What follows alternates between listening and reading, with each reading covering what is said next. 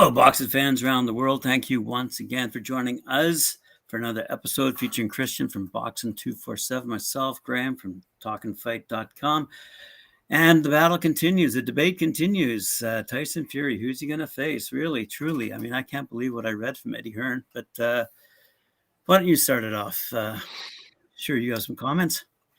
Okay, I'm going to wind back the clock to last night because it was said that this wasn't finished. And how could I put this bluntly? Last night I was talking a load of I'll put it nice, shite. And there is a very good reason. This morning on my very long school run, Penny dropped me something, and I just thought, my God, how did I get lured into this way of thinking?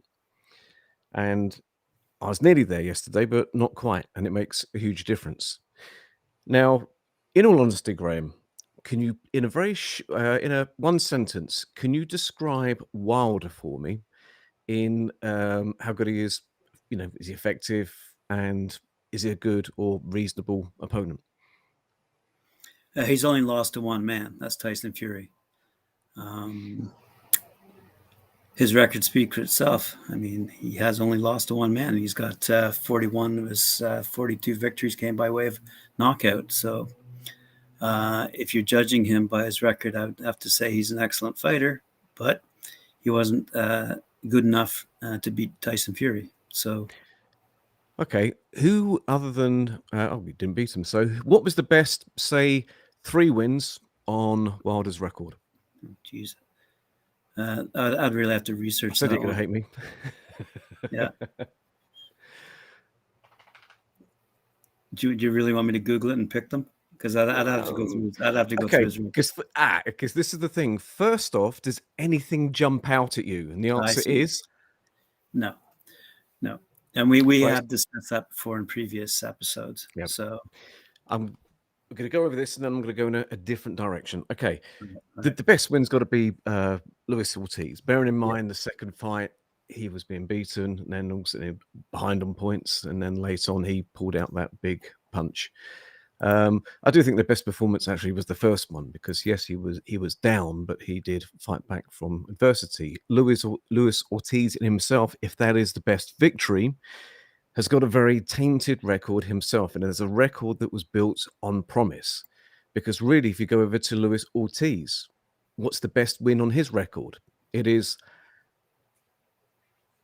nothing, which is a big complaint, and it is a genuine complaint from boxing fans when it comes to Luis Ortiz and his record. Now, the best win on his record, and where he got this boogeyman, whatever. Sorry, Halloween's confusing. The boogeyman. He, I think, actually Fury labelled him with that title, but it all came, and his stock rose after knocking out Bryant Jennings in the, was it the 9th round, 11th round? It was late like that. Jennings haven't got his reputation from going the distance when he was unbeaten to Vladimir Klitschko.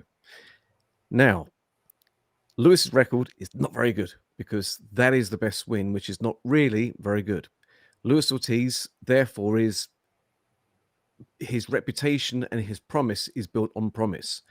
Wilder's record, that is the best victory. Other than that, you've got to think, you need to go to Google, because there is nothing that stands out. You could say Dominic Brazil, first round, okay. But Brazil, former American football player. You could say that the chap drummer boy, Eric Molina, school teacher, and he folds against anyone that is near top-ish level anyway, or not, as the case is now. It's not very good. Now, the point I'm guessing with where I'm going with this is the fact that we are now, and a lot of people are doing this, and myself included yesterday, because I was lured in, and then the penny drops earlier. We are basing this absolute reputation, this stature, this big bubble now of Tyson Fury being possibly one of the best of all time, on the back of beating Wilder and 40-year-old Klitschko. Yeah. So that really did stick with me this morning, and I thought, hold on a second, right? So his best win is, I think, Wilder, especially, it was life and death, and that was a better fight than the others. The second Yeah. one was beat down. You could argue that Wilder wasn't as good then, coming more effectively indeed at the third fight, all the rest of it. Klitschko, 40-year-old, that was a matter of time before somebody beat him. But being fair, I think, and I'd made a point of watching for about a couple of rounds, 3 rounds earlier today, the only YouTube I got to see. I watched, a couple of rounds from the Vladimir Klitschko fight with Fury, and I do think now that his best form is as a boxer in that fight. Because that fighter that was erky-jerky, that was quick, that was absolutely dancing like, you wouldn't believe at a heavyweight to fight like that. That, I think, is the more effective heavyweight, and that is the one I think that would go in and do well with all the fighters in the past. Not this heavy fighter that effectively has been built that way, put that way with this weight in which he's never fought at before. Okay, 2 and 3 in the Wilder fights. That weight was put on to counter Wilder semi-specifically. I know it came after the one-in fight that they wanted Ben Davison pulled out the corner, new trainer in. The trainer, a decision was get him up in weight, make him more solid. But he's only slower. And when you look at the technique, and I'm not Fury bashing whatsoever because he's been effective, he's unbeaten. But if you look at the way in which he punched in the second fight and the third fight, the way his attacks are, the way he loops the punches, the way he's boxing, it is not as good as the fighter that was in with Vladimir Klitschko those years ago.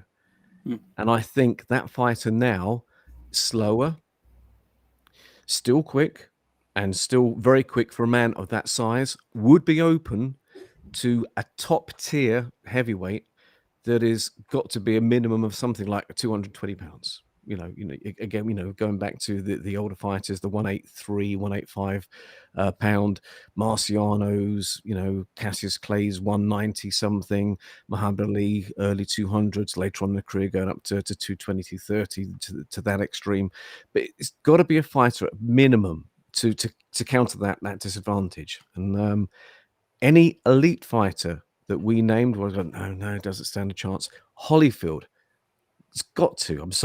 has got to stand a chance, if not win, against that version now. Not the one that fought Klitschko. That, to me, was the formidable boxing machine that, because great boxer, quick, everything, which the others would have maybe, as the advantage over the Fury now. But he still has at that point the 6'9". He's not as heavy, but mobile. I'm sorry, that fighter that night is the more effective Fury, the one now to the top tier heavyweights above 220 would stand a chance, maybe not knocking him out, or if they knocked him down, they would keep him down.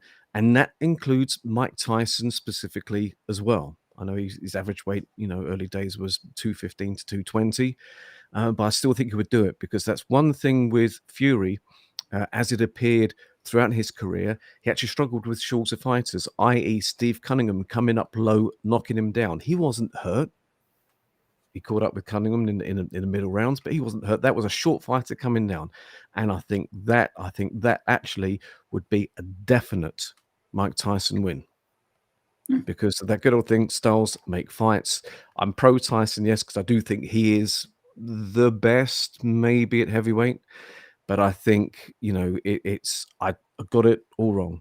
And I think this slower one that was effective and has done the job on Wilder twice, arguably 3 times.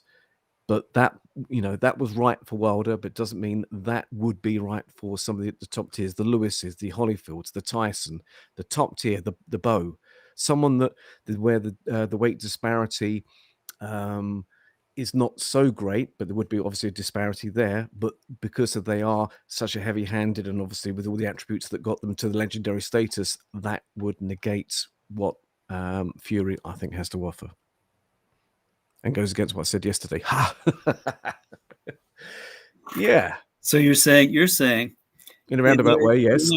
in their respective primes, 3 fighters in particular could beat the Tyson Fury of today? The heavy one now, yes.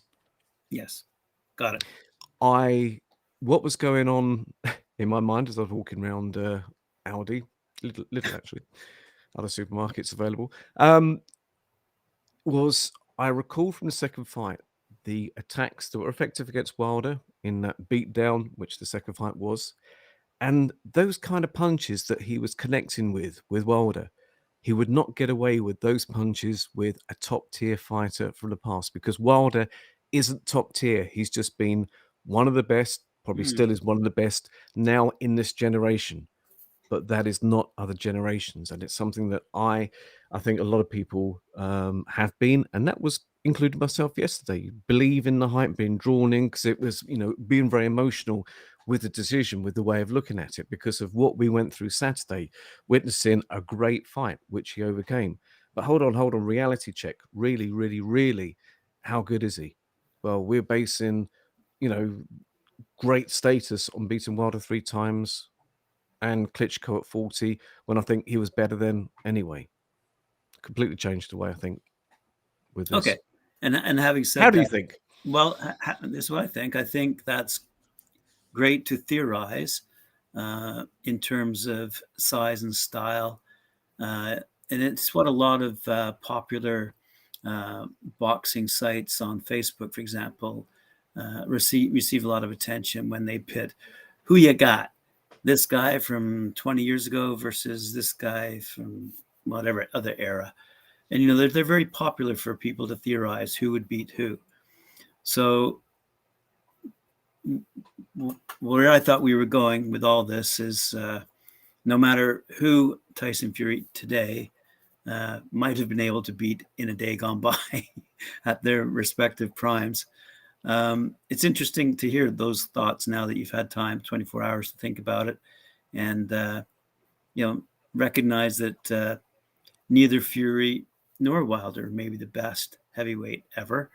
But right now, Tyson Fury is certainly, I don't know if he's the best, but that's the whole point of today's discussion. Yep. We were going to talk about whether there's anyone right now who could stand up and perhaps match either the size or style of a great fighter in a day gone by to the degree that you're talking about, where Tyson Fury is vulnerable because his style lends itself, shall we say, to not easy counterattack, but a more formidable counterattack than, say, Deontay Wilder had to offer.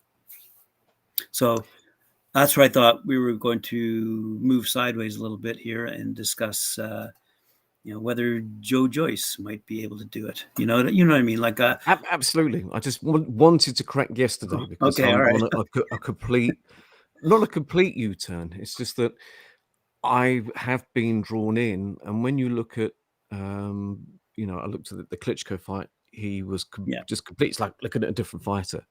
And the thing I'll say to you, Graeme, is go back to the second fight, and when you see Fury on the front foot, very effective against Wilder. Would those same punches, imagine whoever from the past that is at least of a minimum, as I said, about 220 pounds to negate the difference.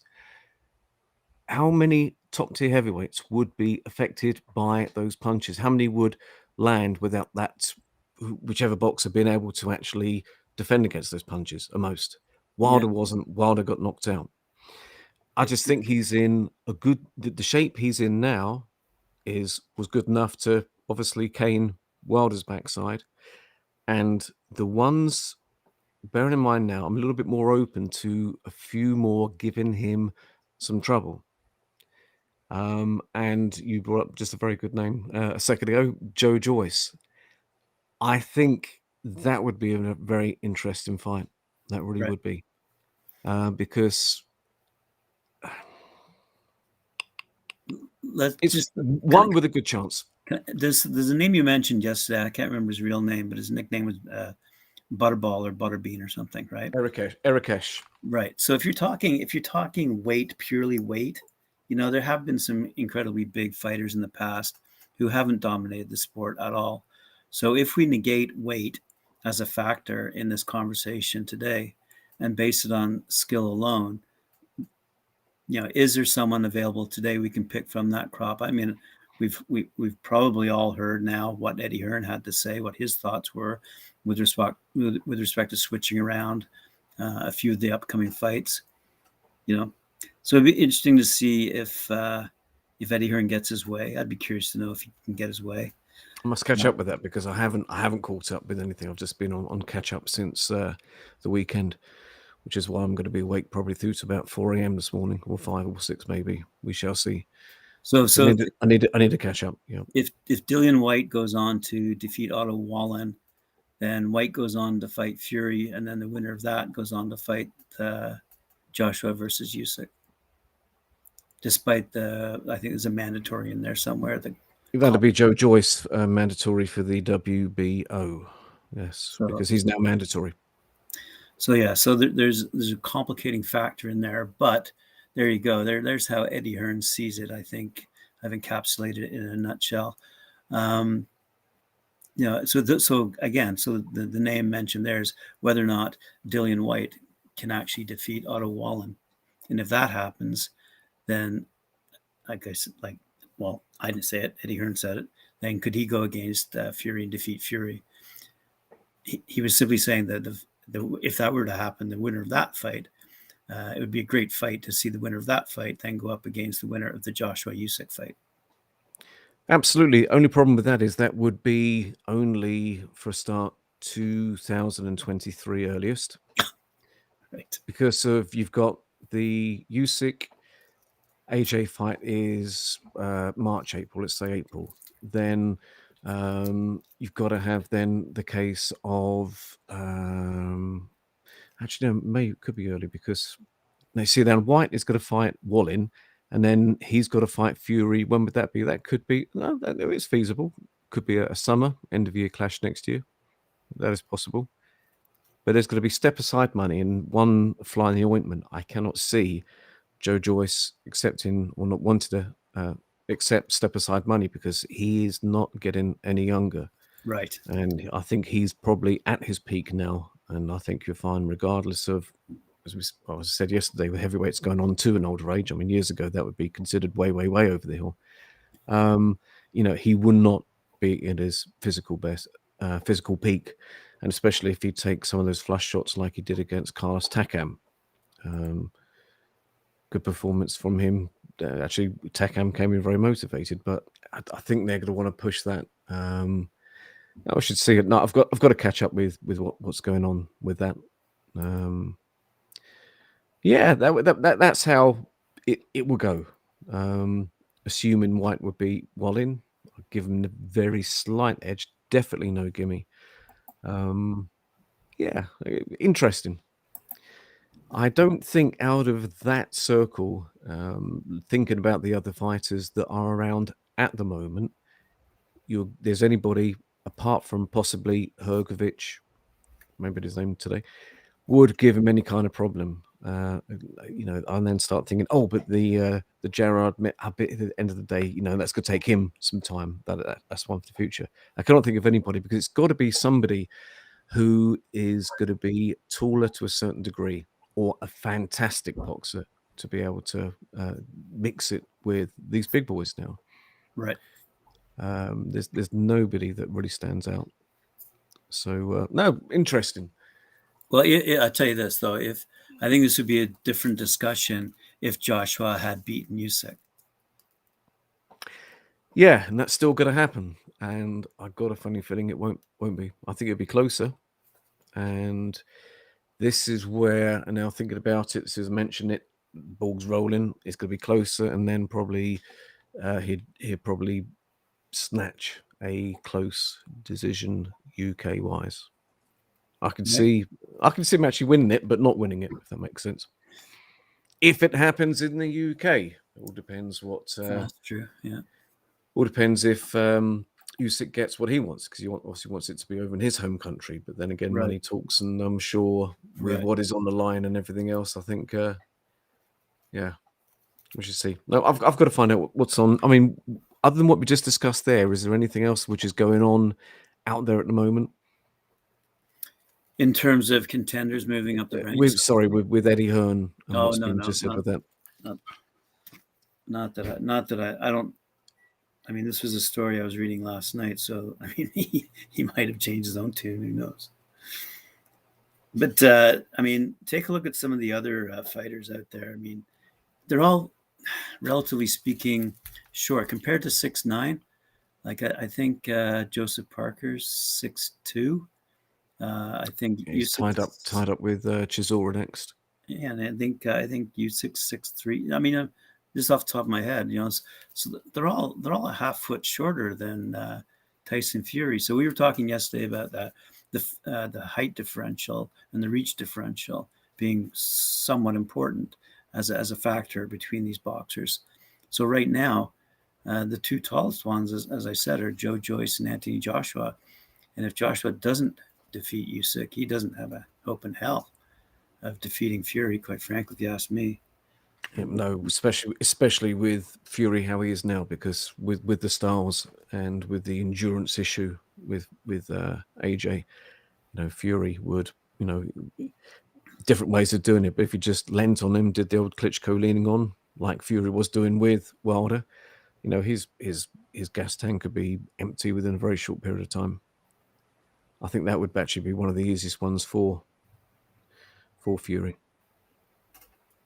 Yeah, I don't see. There's nobody out there. I cannot think of anybody that's got the height who is reasonable, that can get in there and at least land and overcome the majority of the difference in reach, or somebody that is shorter but that's skilled.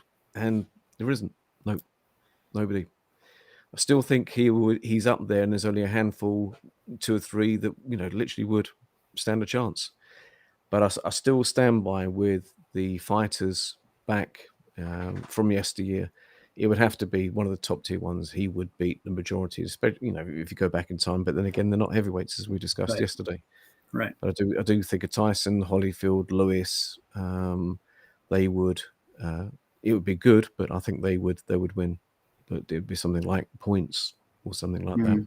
Because how are you going to knock someone who's going to knock out Fury? It's not going to happen.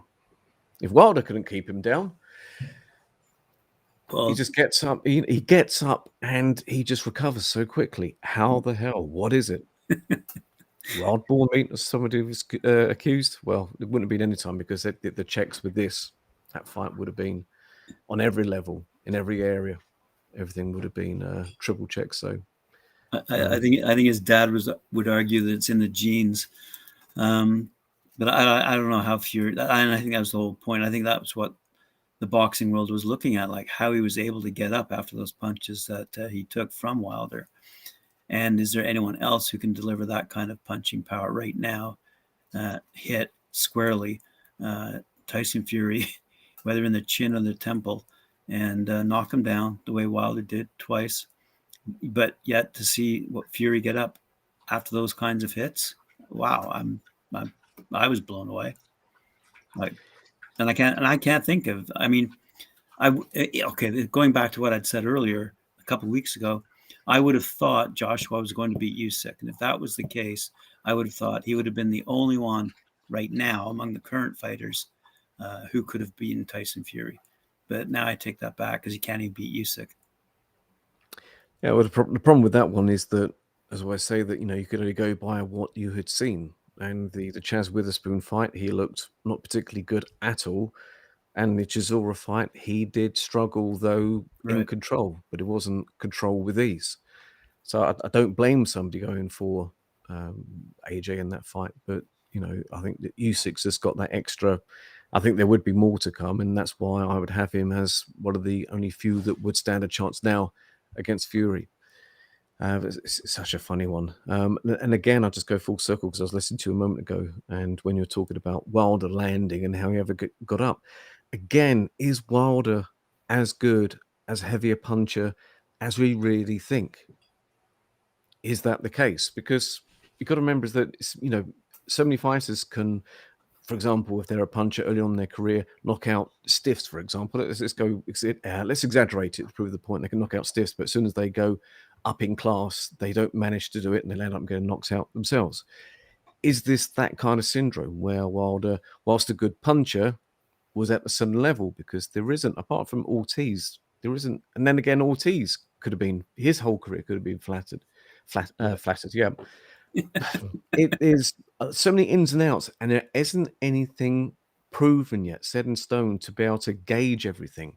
That is why I would say that, hold on a second, Evander Holyfield would stand a chance. Lennox Lewis would, because we've seen them come back from adversity. We've seen them down, get up, or not a couple of cases.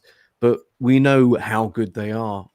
I still think, and this is the problem I have, I really don't think we truly know how good Fury is. And this is why I think he will carry on, because of a lot of people possibly maybe going to say similar or the same thing. You don't know how good he is because of who he's actually beaten. Is beating a 40-year-old Klitschko that such a big thing? Well, yes, it was at the time, and in the manner in which he did it. But Right. beating Wilder effectively 3 times, is it really that big a thing that at that point you say, this guy is going to beat everybody out there? Don't really know, because there's nobody else really to gauge it with. You know what? And it just It's really did drop this morning. I just thought, no, it's a great argument, a great series of thoughts, because it does counter successfully, I think, my conclusion that Fury now has nothing more to prove. He could retire quite happily to Majorca and just live on the beach for the rest of his life. But I think you're right, actually. If people start whispering in his ear that you still have other challenges to overcome, there are other fighters out there, and it depends on, as I say, the Dillian White, Otto Wallen fight, the Joshua Usyk fight, and if now he sees himself as, being challenged, for lack of a better description, then I could see if he has that ego. But that's the thing. Unbelievably, he may be a loudmouth, and I don't like that about him. But does he really have the ego to carry him forward? I'm not that. That's what I'm not sure about Tyson Fury. Whether it's, does he really have the boxing desire, the heart, like that some of these true fighters really have? Or is he just big and mean and good? This is what we don't know, and this is there's nothing proper to gauge it by.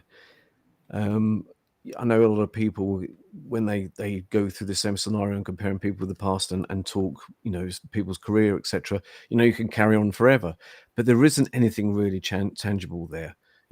Other than Klitschko and Wilder 3 times, who else really is there? Chisora, okay, but is that he beat him on points earlier on in his career, close-ish fight. He beat him on a close die. What was it, round 8 or something, 8-9 in the second fight. But that aside, there was nothing. Nothing. Christian Hamer, okay, biggest name, but these are not the kind of and the level of fighters that, as I said, like the elites, your Holyfields, your Tysons, your Riddick Bowe, even if he ruined his career, Lennox Lewis. You haven't got the names on Furies compared to that. They Right. are, if you weigh up, okay, I know the only out of those mentioned, the only ones that didn't fight were Bowe and Lewis, but at least you've got something tangible to be able to try and sort of gauge who would win, instead Right. of talking about what possibly could happen based Right. on the little amount that we've seen. It's just how I feel about it. Not saying that he couldn't, or it's not possibly the best ever, but based on what I've seen, is it that much of such a big hullabaloo with everything that's been made at the moment following Saturday night? And I certainly was talking from emotion, having had the experience of watching that fight Saturday, being one of the lucky millions around the world, watching a great fight. But was Well, it a big accomplishment? Because that everyone was putting Wilder down, and a lot of people have always put Wilder down. Hold on a yeah. second, that third fight the other day was life or death at one point. So is Fury that good that he went life or death with somebody, so many people, whether it be laymen, whether it be experts, whether it be whatever, have seriously put Wilder down because the lack of depth which is on his record. Hmm. So what then if you went life or death with that fighter, you're suddenly then one of the best of all time? I've had to step back with this. I'm not saying it's not, but yeah, no, I was from emotion, from Saturday night, from the drama, from the excitement. I was gauging from that. Yeah, I get it. And after that fight on Saturday, it could be also argued that Wilder's stock has actually risen in value. Yes. You know, because he did go out on a shield, so to speak, and he put up a good fight. And as I stated a couple of days ago, or maybe it was just yesterday, but he did have the broken finger, the broken knuckle, the broken hand, the broken eardrum. Like, he was a broken man after that fight. Yeah, it was still swinging. Well, he was taking punches towards the end there, but I think his stock has risen a bit, and he is a valuable commodity in the boxing world right now, and that's exactly what the boxing world needs. Um, these levels of competition that aren't just all about the chirping before the fight, but in fact you see real quality fights, real bitter rivalries, as they say, and I think that's what's needed. I mean, will Usyk and Joshua be a bitter rivalry? Not really. I think that's just to decide who will go next, if you will, up the ladder. Is Wallen and White a bitter rivalry? I don't think so. But you know what? On Saturday night, we saw a bitter rivalry come to an end, quite frankly, because I don't think there'll be a number 4. But No. I think each boxer will go their own way now. And, ultimately, I don't think Wilder stands a chance of ever becoming a true champion. Uh, I don't think, like, how long is it going to be? Like, how many more years will it be before we have a chance to see a unified heavyweight champion? I don't think it's going to happen. I always Yeah. think So, there's going to be, whether it be someone's going to end up being stripped because not fulfilling the mandatory, whatever. I cannot. Something's always going to just stop it happening. right. But at So, least, sorry. no, I was just going to say, so the last chance we had of seeing that happen would have been the Fury Joshua tilt, and that didn't happen. So, that, as a fan, that was our last chance of seeing a truly unified champion. So I think Wilder and Fury will go their separate ways. Who will claim number 1 status? I'm going to hazard a guess here and just say it's going to be Fury. I don't think anyone can beat him right now. Now, you say Usyk might have a chance of beating him, but he's still got to go through Joshua first. Yeah, and I think that would be closer, Yep. pretty much in the same way like Wilder 3 was closer, 1 Yep. improved. And I don't think Usyk would come in not as good as the prior time. I just think that out of the two, AJ is the one that can improve if one of them's going to. Right. But the argument with that is, well, he tried to box, it didn't work, so he's going to be more aggressive. But maybe if he's more aggressive, that could fall into the trap of Usyk because there is more to his box. And as he said, I know all fighters do, there's more from me to be seen. But I do believe that. And I think coming in aggressive, I think he's going to lose and just in a different way. I'm not saying he's going to get knocked out, but it's just going to be different, a different fight from their first fight. But one thing now, and this is just one thing that just sprung to my mind a moment ago, is at least with all these different fights that hopefully are going to be happening, and the Whites and the Wallins and the Fury, any of them, they're at least now all in their peaks because the rivalry that we had back in the 90s when you had Holyfield, when you had Lewis, when you had everything that was, Tyson, everything that was going back on them, they weren't at all their relative peaks. None of them. All the matches that were made. Okay, Tyson, Holyfield, both of them weren't at their peak there. Tyson, Lewis, Tyson was way declined. Holyfield, Tyson, Holyfield was in decline. There's an argument, the fight could have been, okay, because the one that came victorious out of that sort of circle of fights was Lennox Lewis. But, whether it be Holyfield or Tyson, neither of those two were their primes. So, which is a shame because I do think that, again, one that I feel strongly about, Tyson would have beat Lennox, but I think it would have beaten all of them. And that includes my favourite fighter, Holyfield.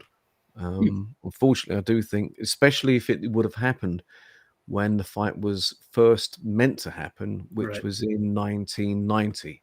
The bout was called off, and that's why you had the Douglas fight come in. I think that Tyson would have quite easily dispatched Holyfield because of the weight. I mean, Holyfield would have come in for that fight in about 200 and probably about 208 pounds, which a stronger equally as quick, but a lot harder in puncher. Tyson, who was then not quite on fire because he by 1990, I don't know. It would have been a good fight, but I still think Tyson. Would have had that one. But it was all different. They were meant to happen. What's meant to happen in '92, and eventually it happened in '96. But then Tyson was way gone, and Holyfield was on the decline. But it's funny trying to measure all these people up but at least now you've got everybody at their peak, so there can be no complaining. Right. Unless it's gloves or being drugged. Or Oh yeah. at least we haven't got that now, have we? There was something I saw, but I haven't been able to see it yet, where I've seen a couple of videos as I was quickly just flicking through about Deontay talking about the gloves again. Is this something that's been going on? Wow. No, I haven't seen that. I haven't heard it. I've got a lot of watching to do. Actually, I haven't heard anything out of Deontay Wilder, quite frankly, after Saturday. I've heard a lot out of Malik Scott's-Mouth, but not Deontay. Apparently I know there was something before the fight with the gloves, and there was concerns, and they had to change the gloves. I know that. Oh, really? But there was something with the gloves that was an issue because of, I saw one of the titles as Deontay Wilder now going on about the gloves again, and it's I was just flicking through. I thought, I haven't got time.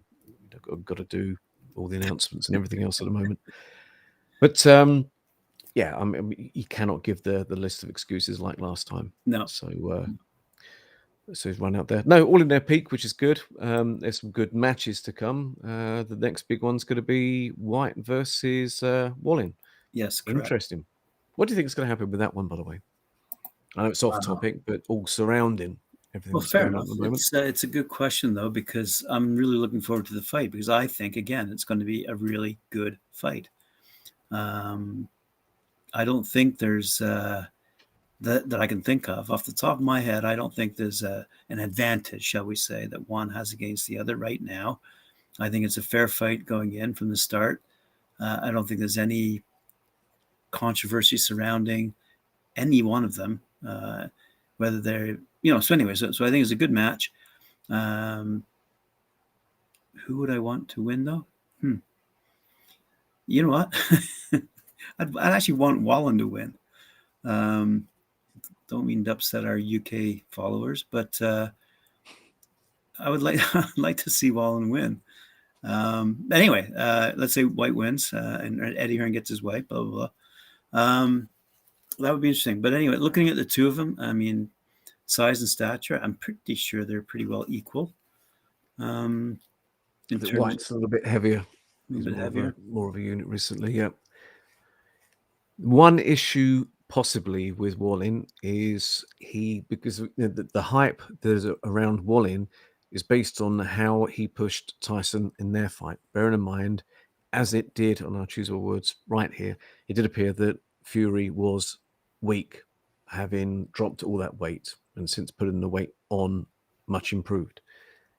So if that was the case, he pushed Fury hard, who was weak.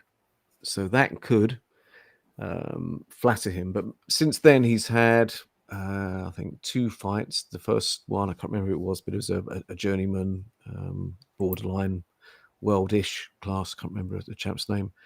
But he fought Dominic Brazil on points, handily beat him. But then again, is Brazil that good? Right. Going back full circle to earlier, there wasn't any great wins on Brazil. From the record, I think that White should win, but Wallin could have something a little bit more in the tank. Maybe he's that little bit fresher. It'll be an interesting fight. Neutral for who to win. I should go for Wallin, but no, neutral with that because it's not really going to. I don't think it will affect everything that's in the circle of what's happening with the projected bout. Actually, I think Hearn would obviously want White to win. Whatever. May the best man win. May the best man win. Yeah, because the only problem is that I don't think there'd be a big want for Wallin versus Fury.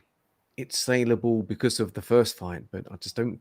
Don't think that fight would be very marketable. And that's the kind of fight I don't think Fury would want. I think Fury will carry on, but if it's the big fights which are available, not just a routine WBC defense, that kind of thing. If that's all that was out there, yes, I think he would retire. But I just think because of you've got the big Brit fights, and because one of them he's got a view, obviously AJ is easy pickings and Usyk is very small. He's got to think where you risk, with reward and everything else, and he will continue because that will, highlight his legacy that little bit more. But I think the one-in thing, that's what I think could possibly break what is projected with those few fighters and the plan of Hearn. The only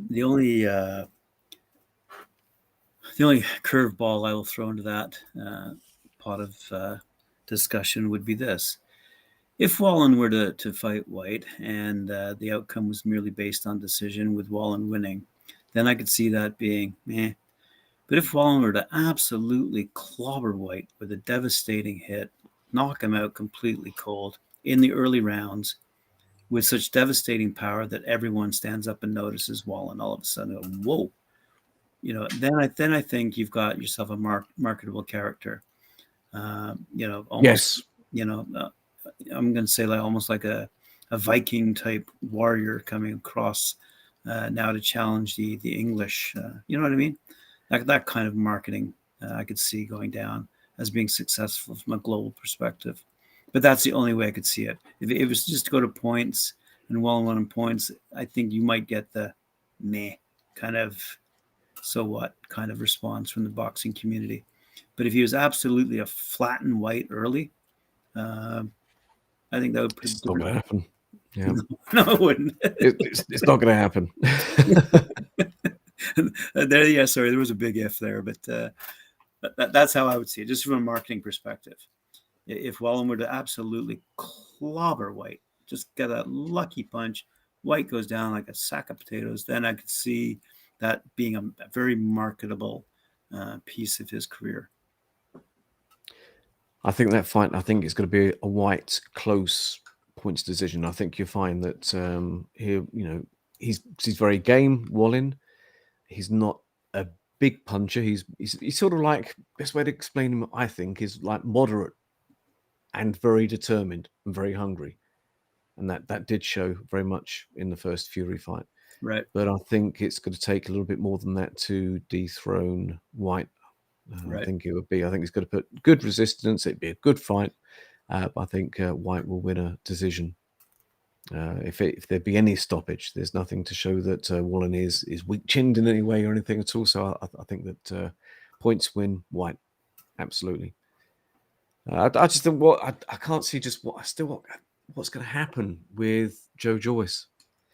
Because apparently the team and people have been beating the drum, for Joyce to really pipe up. And that was with the last fight, let alone, another time that he would be overlooked. And being fair, he is due something. He really is. I do think he is. He's earned his record. Okay, as much as a lot of them are past their best, have got, at the end of their careers, Bryant Jennings, Bermain Stavern, fighters like that. But you can only beat what is in front of you, and he did it in good fashion. Can you bear with me just one moment, Graeme? Yeah, go for 1 second. I beat Dubois. Just looking at Joe Joyce's career here. Wow. Okay. 13-0. Beat Takhan, Dubois, Wallace, Jennings, Ustinov, Stavern, Hanks. Names I don't recognize, to be honest. Right. So there you go. Joe Joyce. Big boy, though. Absolutely. 6'6". Wow. And he's fresh. He's got a good chin. There's something, other people mock his style. People mock him. Got no personality. Nothing to do with how effective he is as a fighter. But he is ridiculed but he just manages to get the job done each time. He is undefeated, done it in style. There's good names there. I think he does get overlooked, and I think he could be the one out there that could be the dark horse, if you want to put it that way. I really do think so. But he can't hang around because what is he now? 36, 37? He's not young. He's not that young, is he? And with the merry-go-round, with everything at the top, as we well know, He's 30. he's not going to land up getting a shot till he's 40. You don't want that. They don't want that. So what do you do?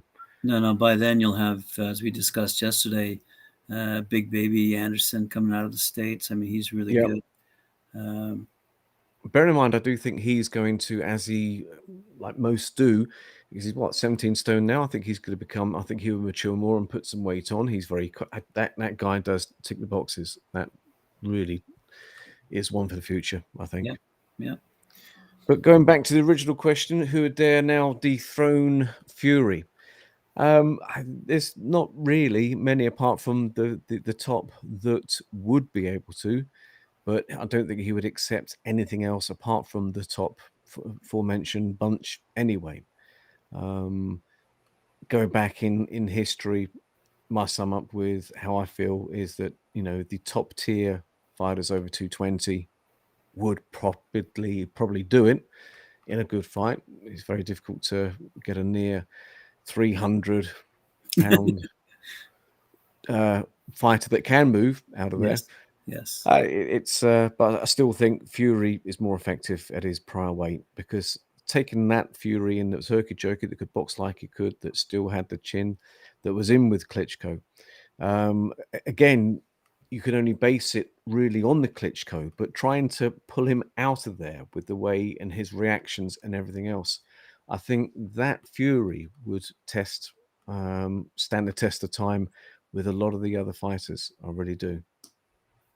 I think this big, huge version of Fury is, I think, just effective with how it is now, because they're all bigger, and that puts him at an advantage with a lot of them, but not in time. I think that would work to his disadvantage if he was that heavy. I still think that was peak Fury for me. Athletic, he was that he did, apart from a big punch, then ticked every box. And that, with his height, 6'9", boxing like that, with any of them, I give him her chance. Any one of them. But because that version of Fury would mix up with Tyson quite well, because at the end of the day he'd be able to keep away from him at arm's length at worst. Yeah. Now, being heavier, he's going to be moving slower, and that would be more of a target for Tyson. I just think that he's going to be there to be hit, as opposed to the quicker, fleet-footed one that wouldn't be as much. So, but no. That's it for me as far as how it is with that. I just can't believe I'm a little bit sad that I got drawn into the hype. I can see why I did, and it took a walk around Lidl shopping for milk to for the penny 2 drop to actually work out that, hold on a second, I've been pulled into this. Yeah. But it's not the case that he isn't. It's the case of, based on so far what is fact and what has happened. Is Wilder that good? Well, yeah, but then the record isn't that good. It isn't. But he did deal with all these fighters in very good fashion, and you could only beat what is in front of you. I can't think that he really did duck anybody, and that is the most of what's out there. But it's just a weak, big division at the moment. But competitive, and right now fun. Yes, but it makes for some very good fights. Yeah, absolutely. Yes, yeah. There's a good 5-6 fights which would be good. Yeah, and October 30th, that is the next one. Indeed. Well, thanks very much. I appreciate it. I've got to get ready for my next show. Okay, Graeme. I'll see you then. Yesterday when I had 30 seconds. Has it been that long? No, yesterday. Wow. Yesterday we hung up for each other, and then I got 30 seconds to get my thoughts together for the next one. So if we hang up now, I'll have 10 minutes. See you tomorrow. Take care. Cheers.